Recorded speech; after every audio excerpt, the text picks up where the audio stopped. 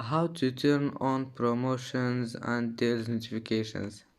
Hello guys, in this video I will show you how to turn on promotions and deals notifications on Play Store.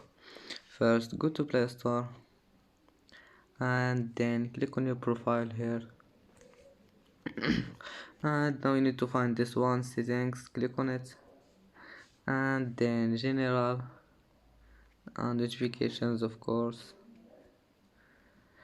And now all you need to do is just find this one here, deals and promotions, click on it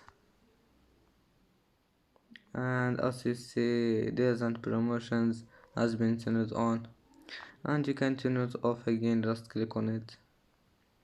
And that's how to turn on deals and promotions on Play Store. If you like this video, don't forget like and subscribe and see you in the next video.